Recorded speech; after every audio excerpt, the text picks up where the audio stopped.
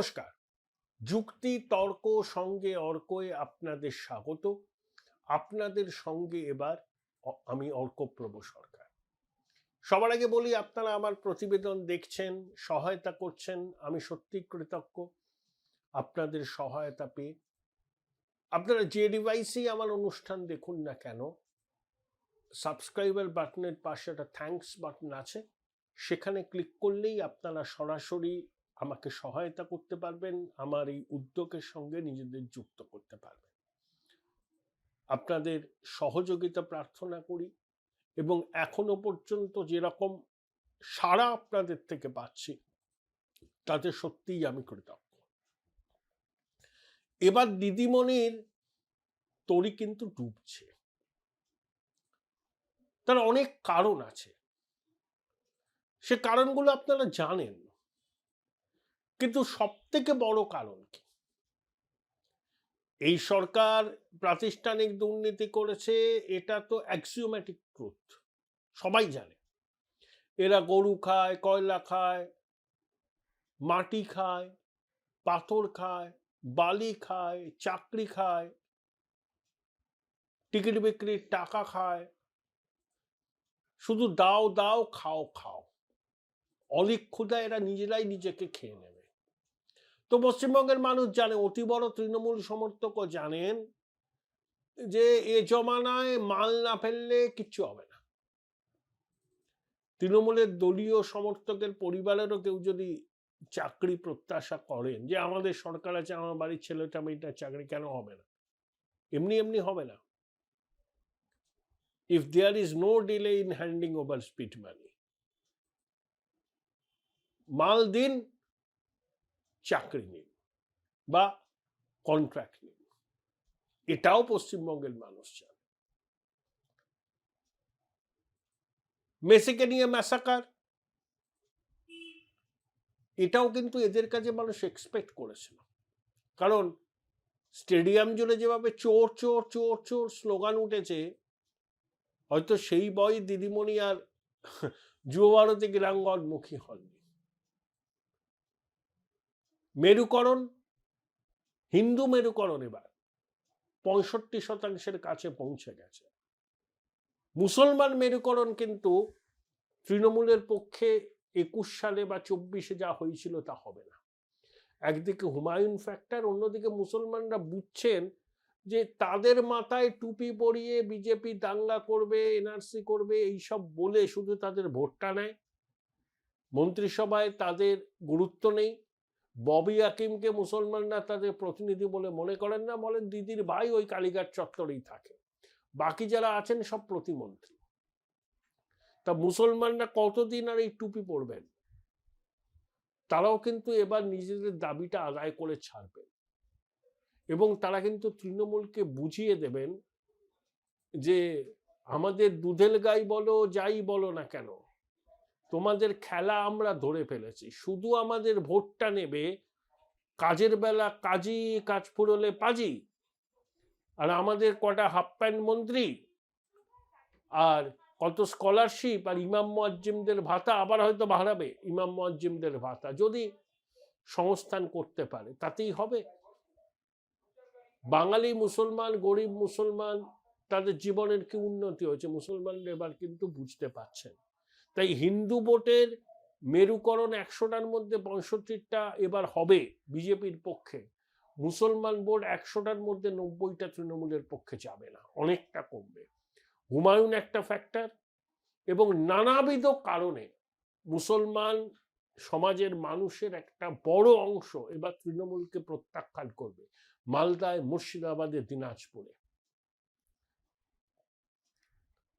কিন্তু সব থেকে বড় যে কারণটা, সেই কারণটা এইসব কারণের মধ্যে নেই। সেটা হচ্ছে সাইলেন্ট মেজরিটি এবার নিঃশব্দ বিপ্লব করবে, এবার চুপচাপ পদ্মে ছাপ।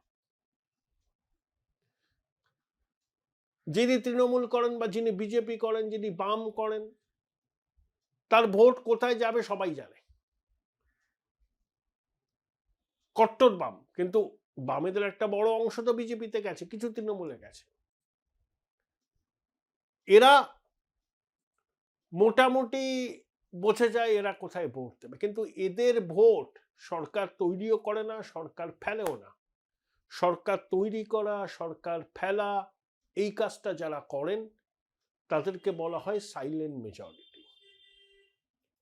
তারা কিন্তু সিদ্ধান্ত নিয়ে ফেলেছেন অন্তত তাদের 90% যে না, এবার একটা পরিবর্তন করতেই হবে। তারা বলছেন এর থেকে তো ভাই খারাপ কিছু আসবে না।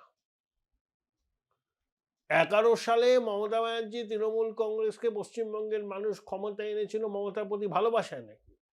স্লোগান উঠেছিল যাও সিপিএম যাও, সিপিএম কে তাড়াতে হবে, যাকে যে তাড়াতে পারবে তাকে ভোট দেবো।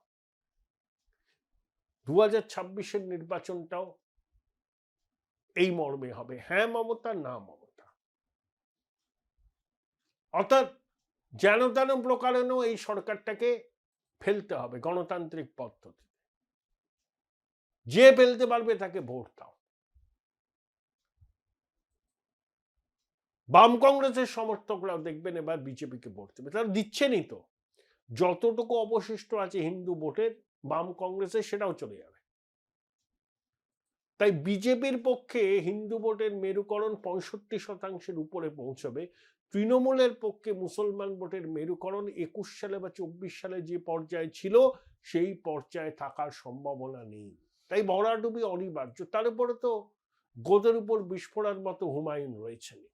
মিমের সঙ্গে সমঝোতা হবে, তলায় তলায় বাম কংগ্রেস আইএসএফ এর সঙ্গেও হবে।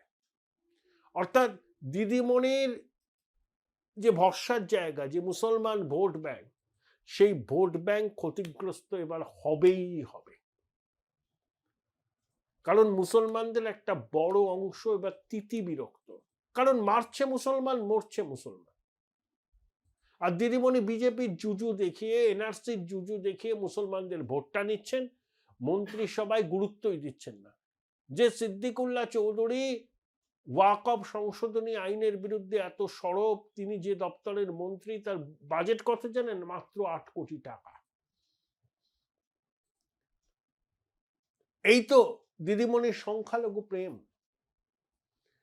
নিজের কালীঘাটের বাড়ি 2 কিলোমিটারের মধ্যে এই সরকারের যাবতীয় গুরুত্বপূর্ণ দপ্তরের মন্ত্রীরা থাকেন। পশ্চিমবাংলাটাকে শুধু কালীঘাট পাড়ার আশপাশকে নিয়ে গঠিত নাকি? অনেক টুপি পরিয়েছেন দিদি রাজ্যের মানুষকে, বেকারদের মাথায় টুপি পরিয়েছেন, মুসলমানদের মাথায় টুপি পরিয়েছেন, চাকরি প্রার্থীদের মাথায় টুপি পরিয়েছেন, সবার মাথায় ভুলভাল তথ্য দিয়েছেন, মিথ্যা ন্যারেটিভ তৈরি করেছেন এবং এখনো করে যাচ্ছেন। বাংলা আক্রান্ত হয়নি, বাংলা ভাষাও আক্রান্ত হয়নি, এই ন্যারেটিভ নিচ্ছে না। দেখছেন এখন একবারও শোনা যায়, এই ন্যারেটিভ শোনা যাবে, আর শোনাও যাবে না, কারণ কেউ নিচ্ছে না। উন্নয়নের পাঁচালির নামে ঢপের পাঁচালি করলেন, এটাও মানুষ নিচ্ছে না। তাই এবারে তরি যে ডুববে সেটা কিন্তু অনেকেই তৃণমূলের মধ্যেও আন্দাজ করতে পারছে, কিন্তু সেই তরি ডুববে ওই সাইলেন্ট মেজরিটির সিংহভাগের পরিবর্তনের আকাঙ্ক্ষার জন্য। তারা ওই 50 বছর ধরে কেন্দ্র দেয় না, কেন্দ্রের বিমাতৃসুলভ আচরণের বস্তা পচা স্লোগান শুনতে রাজি নয়। তারা চায় কেন্দ্রের সঙ্গে সুসম্পর্ক রেখে রাজ্য চলুক, প্রয়োজনে একই দলের সরকার কেন্দ্রে হোক রাজ্যে হোক। কারণ তারা দেখছেন আসাম এগিয়ে যাচ্ছে, উড়িষ্যা এগিয়ে যাচ্ছে, বিহার এগিয়ে যাচ্ছে, কারণ ডাবল ইঞ্জিনের সরকার। আর দিদিমণি কেন্দ্রের সঙ্গে ঝগড়াটাকে যে পর্যায়ে নিয়ে গেছেন, কেন্দ্রের পক্ষ থেকে এই রাজ্যকে সহযোগিতা করা হবে না। শিল্পপতিরাও বিনিয়োগ করবে না। বিল্লাও পাসের কারখানার উদ্বোধন এমনি এমনি বন্ধ হয়ে গেল নাকি? কুমার মঙ্গলম বিড়লা নিশ্চয়ই আঁচ করেছেন যে আমি 6 মাস দেরি করব, ভোট হয়ে যাক, নতুন সরকার আসুক, তারপরে করব। শিল্পপতিরা গঙ্গায় থাকলে গঙ্গা, কলকাতায় থাকলে গঙ্গা দাস, দিল্লিতে থাকলে যমুনা দাস। তারা আবার কেন্দ্রীয় সরকারের মনোভাবটাকে মাথায় রাখেন, কোথাও বিনিয়োগ করা রাখেন। তাই দিদিমণি এবার কিন্তু নকল বুদ্ধিগর রক্ষা করতে পারবেন না। তার উন্নয়নের পাঁচালী ওরফে ঢপের পাঁচালী মানুষ বুঝে গেছে। তার 15 বছরের আমলে কি হয়েছে, কিভাবে লুম্পেনোক্রেসির ভিত্তিপ্রস্তর স্থাপিত হয়ে সেটা পুলে বলে পল্লবিত হয়েছে রাজ্য জুড়ে, সেটাও মানুষ বুঝে গেছে। দিদিমণি একটা জিনিস বুঝছেন না, তার অনুগৃহীত গৃহপালিত কিছু লোকজন তাকে রাজ্যের বাস্তব পরিস্থিতিটা বলে না। আইবির রিপোর্টেও প্রকৃত পরিস্থিতির প্রতিফলন থাকে না। এবার সাইলেন্ট মেজরিটির সিংহভাগ বাংলায় পরিবর্তন ঘটাবার জন্য কোমর বেঁধে তৈরি হচ্ছেন।